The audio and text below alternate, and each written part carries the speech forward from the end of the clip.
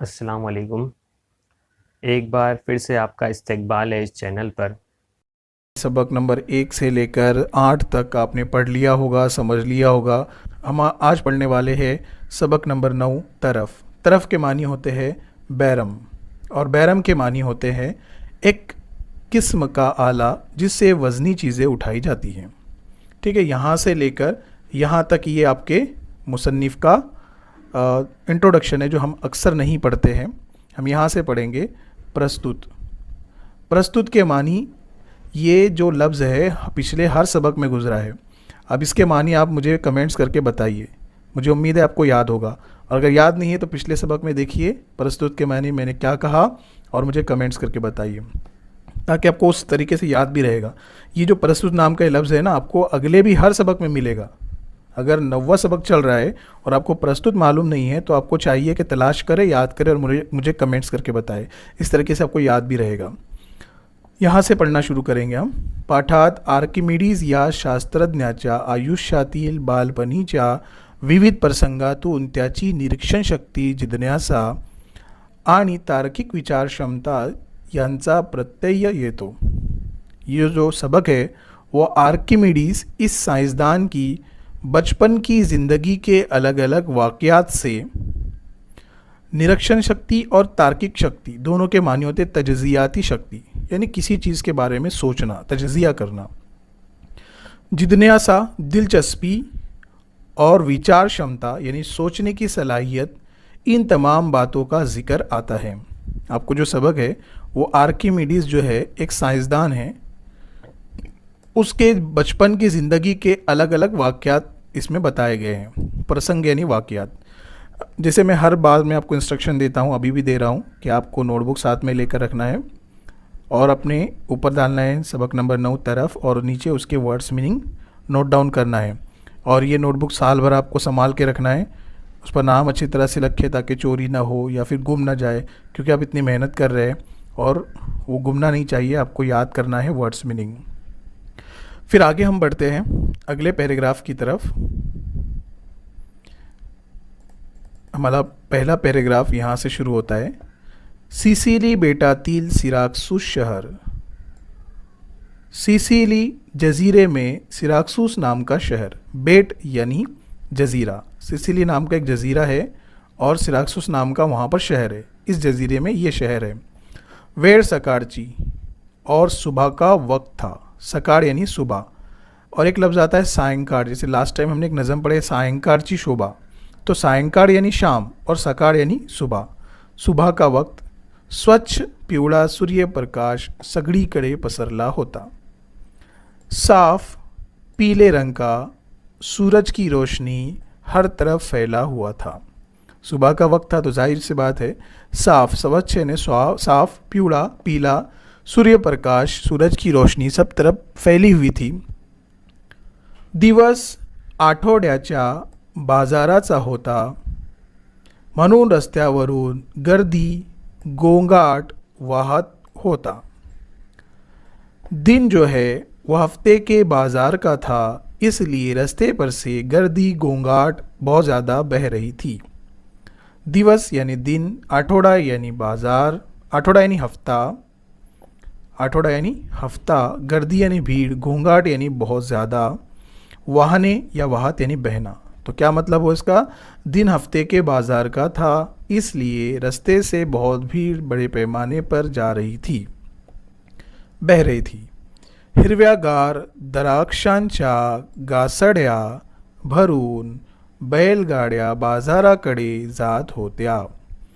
हिरव्यागार यानी हरे भरे, द्राक्षे यानी अंगूर, गासड्या यानी गट्ठे। क्या मतलब हुआ इसका? हरे भरे अंगूर के गट्ठे भरकर बैलगाड़ियाँ बाज़ारों की तरफ जा रही थी। कडे यानी की तरफ जा रही थी। काही काही गाड्यांमधून ऑलिव्ह फळांचे ढिगारे, हिरव्या पालेभाज्या आणि बाजारात विकण्याचे इतर जिन्नस जात होते।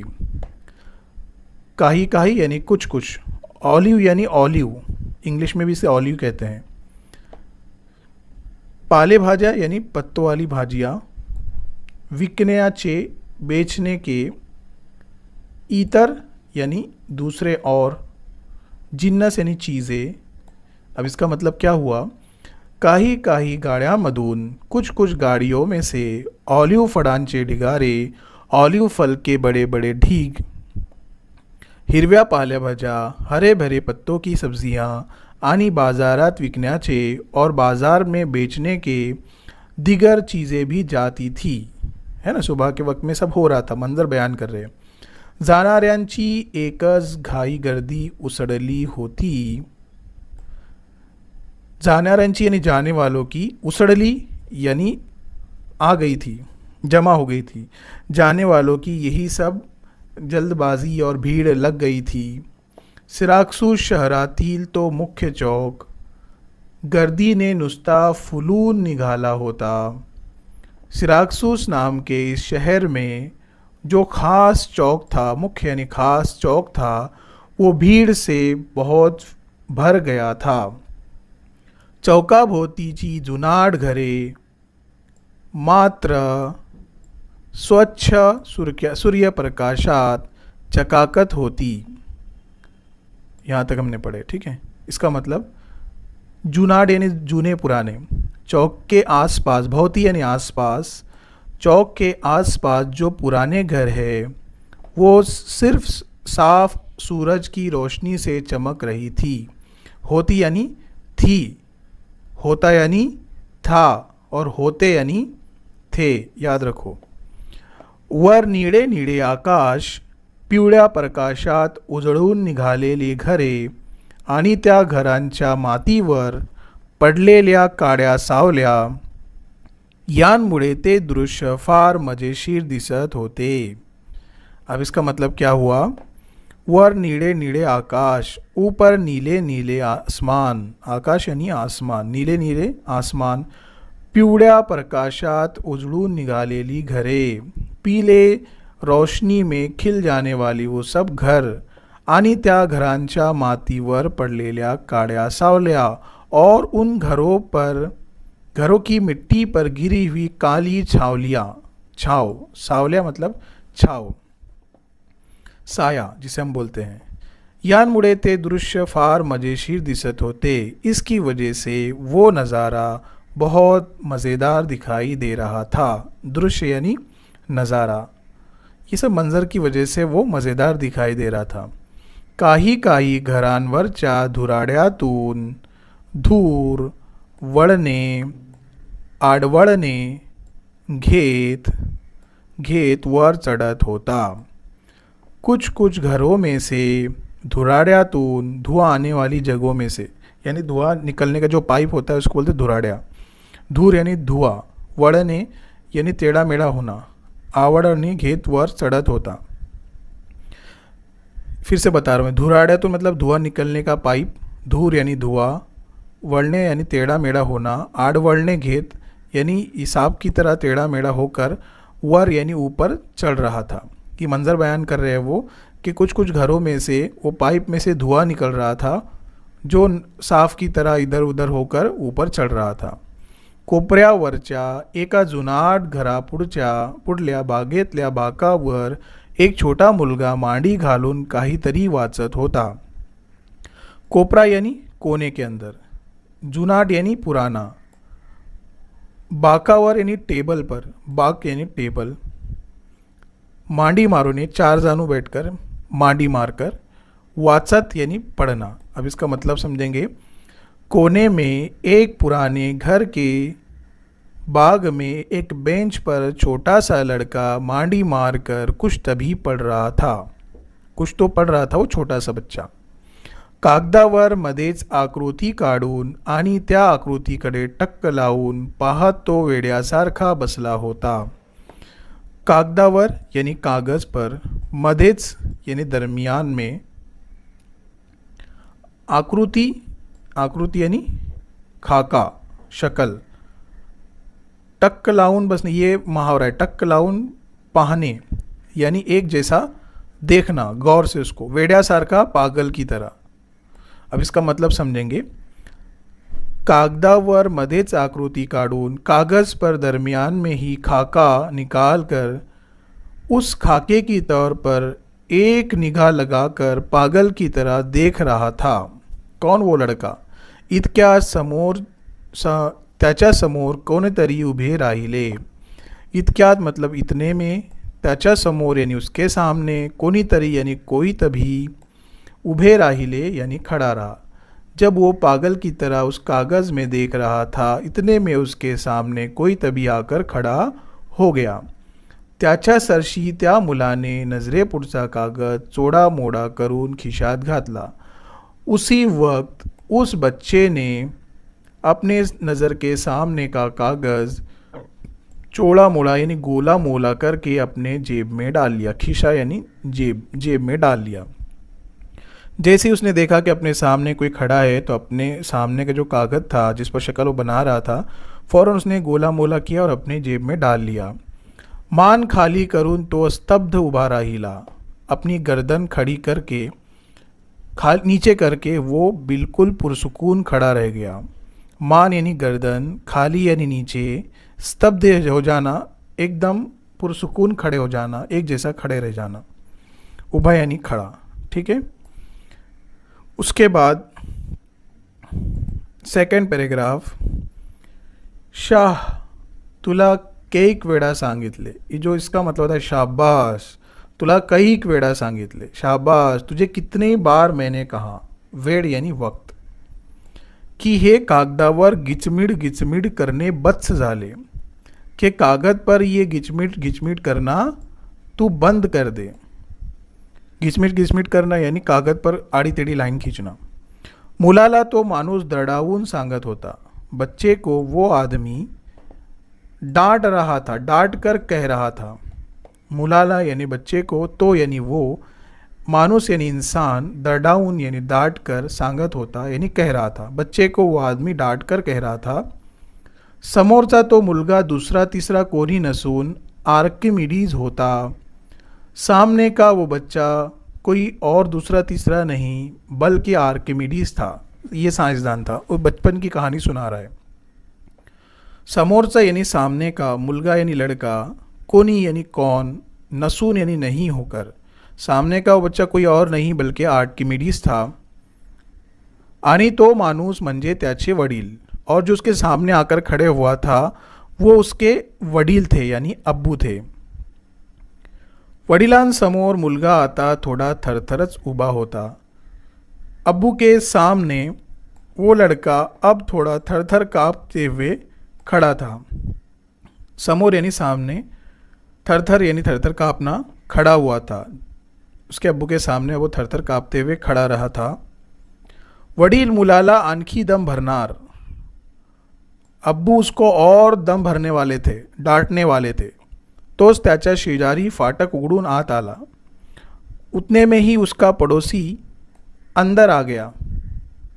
और डांटने वाले थे तो उतने में उसका जो पड़ोसी है, शेजारी यानी पड़ोसी, वो अंदर आ गया. मग वडिलांनी त्या शेजाऱ्याला मुलाची गाऱ्हाणी सांगण्यास सुरुवात केली. फिर अब्बूजान ने उस पड़ोसी को उसकी शिकायत करना शुरुआत कर दी. घरानी यानी शिकायत करना, गराहने करना, कंप्लेंट करना. तो अब्बूजान ने क्या किया, उस पड़ोसी को इसके बारे में कंप्लेंट करना शुरू कर दिया. क्या कंप्लेंट किया? म्हणाले, उन्होंने कहा, पहिले तालमीला जा असे मी सांगतोय याला. देखा तू, पाहिले मतलब देखा तू, तालमीला जा यानी वर्जिश एक्सरसाइज करने के लिए जा, असे मी सांगतो याला, ऐसा मैं इसको बोलता हूँ कि भाई एक्सरसाइज करने तो जाया कर. पण ऐकत नाही, लेकिन वो सुनता नहीं. ऐकणे मतलब सुनना, लेकिन वो सुनता नहीं. शरीर छान झाले तर हा किती पुढे येईल. अगर इसका जिस्म अच्छा हो जाएगा तो कितने आगे आ जाएगा, प्रश्न चिन्ह. शरीर यानी जिस्म. निदान काही धंदा सीख. निदान यानी कम से कम कुछ कारोबार तभी सीख जा. धंदा यानी कारोबार. ते ही नहीं, वो भी नहीं करता. सारा दिवस हा असा बसतो. सारा दिन ये ऐसा ही बैठता है. बसतो मतलब बैठना. कागदावर रेघा मारत, कागद पर वो लाइनें खींचते हुए बैठता है बस. रेघा यानी लाइन. कळत नाही काय आहे त्या रेघोट्यात एवढे. पता नहीं क्या है इन लाइनों के अंदर इतना. कड़ने मतलब पता होना. का यानी क्या, एवढे यानी इतना। पता नहीं इस लाइनों में क्या है इतना। कौन बोल रहा है? उसका बाप, वडील, वो उस पड़ोसी से इसकी शिकायत कर रहे हैं। नेक्स्ट, शेजाऱ्याला वडील आणखी काही सांगत राहिले असते। उस पड़ोसी को अब्बूजान और भी कुछ कहने ही वाले थे या कहते ही रहते थे। आणखी यानी और, उस पड़ोसी को अब्बूजान और कुछ कहने वाले थे, पण तेवढ्यात आरकीची आई तिथे आली। पण यानी लेकिन, तेवढ्यात यानी उतने में, आरकी यानी आर्किमिडीज, आई यानी माँ, तिथे यानी वहाँ पर, आली यानी आई। ठीक है, कुछ कहने ही वाले थे, इतने में उस आरकी की माँ, बच्चे की माँ वहाँ पर आ गई। आपल्या मुलाला कोणी हसलेले बसलेले बोललेले तिला खपत नव्हते। अपने बच्चे पर कोई हंसा हुआ या उसको कोई बोले, ये उसको चलता नहीं था। कोणी यानी कौन, खपत यानी एक्सेप्ट करना, चलता नहीं था उसको अपने बच्चे को कोई डांटे या हंसे।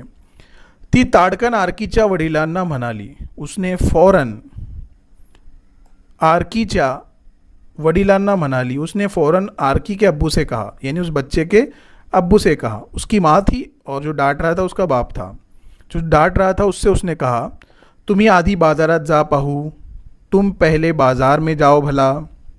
आधी यानी पहले, ये सब छोड़ो, पहले तुम बाजार में जाओ। जा बकरीचे दूध आना, जाओ बकरी के दूध ला लो। अब बीवी है तो डांट कर सुनना ही पड़ेगा उसको, क्या करेगा बेचारा। दूध क्या बोला इसने? जाओ बकरी के दूध लेने चले जाओ। पोरे सकाळपासून उपाशी आहेत और जो बच्चे हैं हमारे वो सुबह से भूखे हैं। पोरे यानी बच्चे, सकाळपासून यानी सुबह से, उपाशी यानी भूखे, आहेत यानी है। तो हमारे जो बच्चे हैं वो सुबह से भूखे हैं, जाओ पहले दूध लेकर आओ। दूध नहीं मिला रहे तो मद आना, और अच्छा सुनो, दूध अगर नहीं मिला तो फिर शहद लेकर आना, लेकिन खाली हाथ लौटना नहीं। जा और चलो निकलो यहाँ से। ये किसने कहा? आरकी की अम्मी ने उसके अब्बू से डांट कर सब बातें कहा। अब आगे इस स्टांजा हम देखते क्या होता है। बायकोचा तो अवतार पाहून आरकीच्या वडिलांनी काढता पाय घेतला। बायको यानी बीवी, अवतार यानी शक्ल, उस तरह की वो शक्ल देखकर आरकी के अब्बू ने वहाँ से अपना पैर निकाल लिया। काढ़ता पाय घेने ये मुहावरा है, वहाँ से खामोशी से निकल जाना, दबे पाँव निकल जाना। अब बीवी का ये अवतार देखकर जो उसके अब्बू थे उन्होंने खामोशी से दबे पाँव वहाँ से निकल गए। पुनः आरकी ने कागदात तोड़ खुपसले और फिर से उस आरकी ने कागज़ में अपना मुंह ठूंस लिया। खुपस लिया मतलब ठूंस लिया। अब जो आर्किमिडीज था उसे प्यार से आरकी बोल रहे हैं इसमें। जैसे इसको उसके अब्बू वहाँ से चले गए, आरकी ने फ़ौरन अपना मुंह कागज़ में और खुपस लिया, यानी उस सोच में डूब गया। तोड़ यानी मुंह। वो तो कागदावर वृत्तचित्री वगैरह काढू लागला और कागज़ पर वो ख्याली शक्लें बनाने लगा। ख्याली शक्लें अलग अलग तरह के जो भी वो सोच रहा होगा वो सब कागज़ पर वगैरह काढने लगा। समोरच्या रस्त्यावरची वर्दळ वाढत होती। सामने जो रास्ता है उस पर की जो भीड़ है वो बढ़ रही थी। समोरच्या यानी सामने के, वर्दड़ यानी भीड़, भीड़ के लिए एक लफ्ज़ आया है पहले, गर्दी, वो बढ़ रही थी। ऊन सनसनी तापू लागले होते और जो धूप है वो तेज़ी से तपने लगे थे। धूप जो है वो सनसनी, ऊन यानी धूप, सनसनी यानी तेज़ होना, तपने लगे थे। एकदम ज़ोर ज़ोरात आडाओड एकू लागली। अचानक ज़ोर ज़ोर से चिल्लाने की आवाज़ सुनाई दी। एकदम यानी अचानक, आडाओड यानी चिल्लाने की, एकू यानी सुनाई दी। म्हणून आरकी रस्त्यावर गेला, इसलिए आरकी रस्ते पर गया। गेला यानी गया। कहाँ गया? वो आवाज़ सुनकर आर्किमिडीज जो बच्चा था जो शक्लें निकाल रहा था वो आवाज़ सुनकर रास्ते पे चले गया। पाहतो तो काय, देखा तो क्या, एका भल्या मोठ्या काड्या दगडाभोवती सारे जण गोळा झाले आहेत। एक बहुत बड़े काले पत्थर के आसपास सब लोग जमा हो गए। क्या देखा उसने? कि उस पत्थर के आसपास बहुत सारे लोग जमा हो गए। हाथ वारे करत आहेत, और वो चिल्ला रहे थे, उसको कोशिश कर रहे थे निकालने की। हाथ वारे करना, कोशिश करने की, एक्टिंग करना या कोशिश करना। दगडाभोवती त्या लोकांनी खड्डा खणलेला होता. उस पत्थर के आसपास उन लोगों ने बड़ा गड्ढा खोदा हुआ था. दगडाभोवती यानी पत्थर के आसपास, दगड यानी पत्थर, भोवती यानी आसपास, खड्डा यानी गड्ढा, खनलेला यानी खोदा हुआ था. पत्थर को निकालने के लिए उन्होंने उसके पास में गड्ढा भी खोदा था. लोखंडी पहारी यानी शिगा घालून ते तो दगड त्या खड्ड्यामधून बाहेर काढत होते. लोखंडी पहारी एक तरह का ज़मीन खोदने का आला आता, पहारी जिसे बोलते हैं, आपने देखा होगा, जिससे किसान लोग हैं ना अपने खेत में या गड्ढे खोदते हैं, उसे बोलते हैं पहारी. शिगा भी उसी तरह का एक किस्म का आला है. ये दोनों आले के नाम हैं. ज़मीन खोदने के लिए इस्तेमाल किए जाने वाली चीज़ों के दो नाम हैं, पहारी और शिगा. वो लेकर वो दगड त्या खड्ड्यामधून बाहेर काढत होते. वो जो पत्थर है उस खड्डे में से बाहर निकालने की कोशिश कर रहे थे इनके ज़रिए से. पण दगड दूर हटायला तैयार नव्हते. लेकिन जो पत्थर है वो हटने के लिए तैयार ही नहीं था, क्योंकि वो बहुत बड़ा था. एखादा बैल खाली उड़ून बसावा.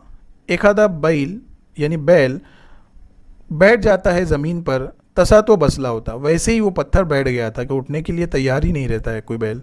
तो उसी तरह से वो भी बैठ गया था, उठने के लिए तैयार नहीं था. धावतच आरकी त्या गर्दीत गेला. दौड़ते ही आरकी उस भीड़ में चला गया. धावतच यानी दौड़ते हुए, गर्दी यानी भीड़, भीड़ में चला गया.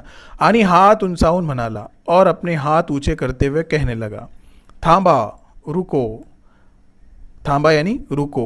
असा हाताने का एवढा मोठा दगड उचलला जाणार आहे? सवालिया निशान है, इसको बोलते हैं प्रश्न चिन्ह. ऐसे हाथों से इतना बड़ा पत्थर क्या उठाया जाने वाला है? एवढा यानी इतना, मोठा यानी बड़ा, दगड यानी पत्थर. इतना बड़ा पत्थर क्या हाथ से उठाया जाने वाला है? त्यासाठी तरफ तैयार करायला हवी. तरफ, उसके लिए तरफ तैयार करना है. तरफ, तरफ के मानी होते हैं बैरम. ऐसा आला जिससे वजनी शय को उठाया जाता है उसे कहते हैं तरफ. उसके लिए हमको क्या करना है? तरफ तैयार करना है. तरफ प्रश्न चिन्ह है, यानी सब लोग हैरत में पड़ गए कि ये कौन सी बला है तरफ. तरफ या शब्दाचे सर्वांनाच आश्चर्य वाटले. तरफ इस लफ्ज़ की सभी लोगों को हैरत हुई. आश्चर्य यानी हैरत, आश्चर्य यानी हैरत. सभी लोगों को तरफ सुनकर हैरत लगी, अचंबे में वो पड़ गए. पण आरकी त्यांच्या तोंडाकडे पाहत बसला नाही. लेकिन आरकी उनके, त्यांच्या यानी उनके, तोंडाकडे, उनके मुंह की तरफ देखते हुए नहीं बैठा. उनके मुंह की तरफ देखते हुए नहीं बैठा, उसने काम करना शुरू किया. इकडे तिकडे पाहत त्याने एक भला मोठा लाकडी वासा तैयार केला. इधर उधर देखकर, ढूंढकर उसने एक बहुत बड़ा लकड़ी का बासा तैयार किया. तो दगडाखाली जाईल तितका खोल खुपसला, और वो पत्थर के नीचे जाएगा इतना अंदर उस खोल, अंदर उसको खुपस दिया यानी डाल दिया. कहाँ डाल दिया? पत्थर के नीचे वो बासा. वो त्या वाशाखाली लाकडाची एक गंडेरी ठेवून त्याने म्हटले, और उस पत्थर के नीचे एक गंडेरी, एक तरह की टोकरी है, वो रख कर उसने कहा. किसने कहा? बच्चे ने, आर्किमिडीज ने. हाँ लोगो, हाँ चलो लोगो, या टोकापाशी लावा बड़. चलो इस कोने पर आप अपनी ताकत लगाओ. अब एक बासे का मुंह उसने कहाँ ठूसा? अपने पत्थर के नीचे. ठीक है, उसको एक तरह की नीचे टोकरी थी. जैसे हम बड़े देग के अंदर खाना बनाते वक्त जो चम्मच का इस्तेमाल करते हैं ना, उसके आगे जो एक तरह की कटोरी रहती है, बस सेम उसने वैसे ही बनाया और उसका मुंह पत्थर के नीचे ठूस दिया. और लोगों से कहा कि चलो अब दूसरी तरफ को क्या लगाना है? बड़ लगाना है. बड़ यानी ताकत. टोकापाशी यानी दूसरी तरफ, कोने पर, नोक पर. टोक यानी नोक. चलो लोगो इस नोक पर आप जोर लगाओ. 4 हात एकत्र आल्याबरोबर तो अगडबम दगड आस्ते आस्ते सरकू लागला. 4 हाथों ने जैसा ही जोर लगाया, अगड़बम ये बहुत बड़ा पत्थर धीरे धीरे सरकने लगा. दगड़ यानी पत्थर, आस्ते आस्ते मतलब आहिस्ता आहिस्ता. वो अगड़बम यानी बहुत बड़ा पत्थर वहाँ से धीरे धीरे सरकने लगा. सारे जन पाहतच राहिले. सब लोग देखते ही रह गए. पाहतच मतलब देखते ही रह गए. एखादी म्हैस तळ्यामध्ये मनसोक्त डुबून हळूहळू, एखादी भैंस होती है, भैंस, वो जैसे तालाब में, तड़ यानी तालाब, मनसोक्त दिल खोल कर डूब जाती है. और हड़ू हड़ू यानी धीरे धीरे, ये देखो इस तरह का आला था। उसने जो मैंने बोला ना आपको, जिस तरह खाना देग में बनाया जाता है, देग खाना बनाते हुए चम्मच का इस्तेमाल करते हैं, वो इसने डाल दिया और यहाँ पर क्या किया, एक तरह की लकड़ी यहाँ पर फंसाया और उसको अब क्या कर, लोगों से कहा कि अब इस पर ज़ोर लगाओ। अब जाहिर सी बात है इस कोने पर हमने ज़ोर लगाया तो ये धीरे से ऊपर उठ जाएगा या सरक जाएगा। अब जैसे एक भैंस पानी में डूब जाती है और धीरे धीरे बाहर पड़ती है, भैंस की जो खूबी है ना, हम मुहावरा भी बोलते हैं ना, गई भैंस पानी में, वो इसीलिए बोला जाता है कि भैंस को पानी बहुत पसंद होता है और कीचड़ बहुत पसंद होता है पानी वाला। वो एक मर्तबा उसमें चली गई, आप उसको कितने भी पत्थर मारो, जब तक उसका दिल नहीं भरता तब तक वहाँ से उठकर नहीं आएंगी। तो ऐसे ही वो पत्थर धीरे धीरे सामने आने लगा। तसा दो दगड़ खड्ड्या बाहेर आला, वैसे ही वो पत्थर गड्ढे के बाहर आ गया। झाडाच्या सावली खाली एका टोकाला तो दगड हलवण्याचे कंत्राट। दगडाच्या सावली खाली, दरख्त के छांव के नीचे, साए के नीचे, एका टोकाला एक कोने पर, तो दगड हलवण्याचे उस पत्थर को हटाने की कंत्राट यानी कॉन्ट्रैक्ट, कंत्राट यानी कॉन्ट्रैक्ट घेतलेला इसम उभा होता। जो पत्थर को निकालने के लिए कॉन्ट्रैक्ट लिया था ना, वो आदमी आराम से दरख्त के नीचे, छांव के नीचे बैठा हुआ था। कंत्राट यानी कॉन्ट्रैक्ट, इसम यानी आदमी खड़ा हुआ था। तो एकदम खुश झाला, वो बहुत खुश हो गया। आर्कीच्या पाठीवर त्याने थाप मारली और आर्की के पीठ पर उसने थाप लगाई, यानी उसको शाबाश दी। पाठीवर यानी पीठ पर, थाप यानी थाप लगाना, उसको शाबाश दी। त्याला शाबाश दिली और उसको शाबाश दी, व्हेरी गुड बेटा, बहुत अच्छा काम किया आपने। आर्कीला घेऊन तो दुसऱ्या दिवशी त्याच्या बड्या नातलगाकडे गेला और वो जो बच्चा था आर्की, उसको वो साथ में लेकर दूसरे दिन अपने बड़े रिश्तेदार की तरफ लेकर गया। उसका कोई नातलग था यानी रिश्ते में था, उसके पास लेके गया। हा बड़ा नातलग हायरो राजाच्या दरबारी फार मोठ्या जागेवर होता। और जो नातलग था, वो रिश्तेदार था, वो हायरो राजा के दरबार में बहुत बड़े पद पर था, यानी पोस्ट पर था। हायरो राजा उस ज़माने में उस एरिया का राजा था और उसी राजा के दरबार में इसका रिश्तेदार कोई अच्छे पोस्ट पर था। त्यालाही थोड़ी भूमितीबद्दल आस्था होती और वो राजा को और उसके रिश्तेदार को भी भूमितीबद्दल, भूमिति मतलब ज्योमेट्री, भूमिति ज्योमेट्री, और बीजगणित यानी अलजबरा, तो ज्योमेट्री के बारे में उसको दिलचस्पी थी, उसके बारे में मोहब्बत थी, आस्था थी। किसको? रिश्तेदार को भी और हायरो राजा को भी।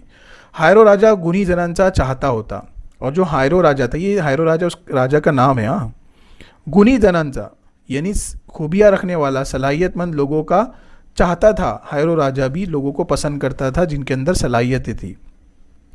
या बड्या माणसांमुळे आर्की हायरो राजाकडे जाण्यास निघाला और इन्हीं बड़े आदमियों की तरफ जाने के लिए, राजा की तरफ जाने के लिए वो निकला। और उसी के जो बड़ा आदमी कौन? उसका रिश्तेदार, उसके साथ वो आर्की हायरो राजा की तरफ जाने के लिए निकला। शहराच्या एका टोकाला, अच्छा यहाँ पर रोक कर मैं एक बात बता रहा हूँ आपको, मुझे बाद में याद ना रहे या फिर आपको जहन में ना रहे। मराठी में 40 नंबर के पेपर में गद्य आकलन का एक सवाल आता है जिसमें 4 सवालात बनाना होते, जवाब लिखना नहीं होते, 4 सवालात बनाना होते। एक पैराग्राफ आता है, अनसीन पैराग्राफ, जो अपने किताब में से नहीं रहेगा, और उस पैराग्राफ को पढ़कर आपको 4 सवालात बनाना रहेंगे। मैं 4 की बजाय बच्चों को 6 बोलता हूँ ताकि 2 गलत आ जाए तो 4 हमारे सही हो, और बहुत आसान सवाल होता है। लेकिन उन सवालात को बनाने के लिए मराठी में आपको क्या, क्यों, कब, कैसे, कहाँ, किधर, इन अल्फाजों को मराठी में क्या बोलते हैं ये पता होना चाहिए। तो शहराच्या एका टोकाला हायरो राजाचा प्रचंड मोठा राजवाड़ा होता। शहर के एक कोने पर हायरो राजा का एक बहुत बड़ा राज दरबार था। एका टोकाला, एक कोने में, शहर के कोने में हायरो राजा का बहुत बड़ा, प्रचंड यानी बहुत, मोठा यानी बड़ा, राज दरबार था। रस्त्यावर दुतर्फा उंच उंच वृक्ष होते और रस्ते पर 2 तरफा ऊंचे ऊंचे दरख्त थे। उंच उंच यानी ऊंचे ऊंचे, वृक्ष यानी दरख्त थे। दरख्त को और एक बोला जाता है तरु, समानार्थी शब्द हुआ इसका तरु। तरु और वृक्ष के माने होते दरख्त। तो रास्ते पर दोनों तरफ, अब जाहिर सी बात है जब राजा का दरबार है तो अच्छा ही होगा, तो दोनों तरफ बड़े बड़े दरख्त थे। त्या रस्त्यावरून आर्कीचे वडील आर्कीला घेऊन दरबारात जात होते और उसी रास्ते से आर्की के अब्बू आर्की को दरबार में ले जा रहे थे। जात होते यानी जा रहे थे। स्वतः हड़ू हड़ू बिचकत दचकत पावले टाकत होते, और वो स्वत यानी खुद, हड़ू हड़ू यानी धीरे धीरे, बिचकट यानी डरते डरते, बिचकत दचकत मतलब डरते डरते, पावले यानी कदम, टाकत होते यानी डाल रहे थे। क्या मानी हुई उसके? उसके अब्बू खुद, स्वत यानी खुद, धीरे धीरे डरते डरते अपने कदम डाल रहे थे कि भाई राजा के दरबार में हम जा रहे हैं। आणि आरकी मात्र तसाच खिशामधून कागद काढून कागदावरील क्लिष्ट गणिते डोळ्यात घालून घालत जात होते, डोळ्या खालून घालत जात होते। और उधर उसके अब्बू डर रहे थे, और आरकी मात्र यानी सिर्फ तसाच खिशामधून काही कागद काढून, जेब में से कुछ कागजात निकाल कर कागदावरील यानी कागज़ पर कुछ अलग अलग तस्वीरें जो मैथमेटिक्स की है वो रिवाइज कर रहा था, उसको देख रहा था। जेब में से कुछ कागज़ निकाल के कुछ तस्वीर को देख रहा था। वडिलांनी मागे पाहिले, अब्बू ने जैसे ही पीछे देखा की घाबरून आरकी हाताला कागद झटकून खिशात लपून टाकी। तो आरकी डर कर अपने हाथ में से फौरन जेब में वो कागज़ डाल दिया करता था। घाबरून यानी डर कर, झटकन खिशात फौरन जेब में डाल दिया करता था, छुपा दिया करता था। लपवून यानी छुपाना, छुपा दिया करता था। आपण राज दरबारी जात आहोत, हम राज दरबार में जाते हैं या जा रहे हैं, याचे त्याला काहीच वाटत नव्हते। इसको उसका कुछ भी नहीं लग रहा था कि यार इतने बड़े राजा के दरबार में हम जा रहे हैं। वो डर नहीं रहा था, और उसको उस चीज़ का एहसास नहीं था बचपन में। त्याला खरा आनंद झाला होता, उसको तो सच्ची खुशी हो गई थी। खरा यानी सच्ची, आनंद यानी खुशी। उसको तो बहुत खुशी हो गई थी। किस बात की खुशी हो गई थी? यहाँ पर तो एकाच गोष्टीचा, वो एक ही बात की उसको खुशी हुई थी। गोष्टीचा यानी बात का, ये बात की खुशी हुई थी। कौन सी? तरफेच्या बाबतीत, वो तरफ जो उसने बनाया था ना, उसके बारे में उसको बहुत खुशी हुई। दोन टोकांना लागणाऱ्या प्रेरणा यामधल्या टेकूच्या अंतरापासून व्यस्त प्रमाणात असतात। किस बात की खुशी हुई थी उसको? यहाँ से यहाँ तक, इस बात की खुशी हुई थी। अब इसमें टोका यानी किनारा, प्रेरणा यानी जोर लगना, तरगीब मिलना, अंतरापासून यानी फासले से, व्यस्त यानी बराबर, प्रमाणात यानी तादाद में, एक वज़न की तरह। अब इसका मतलब क्या हुआ? उसको इस बात की खुशी थी कि उसने जो सोचा था वो हकीकत में तब्दील हुआ। क्या सोचा था उसने?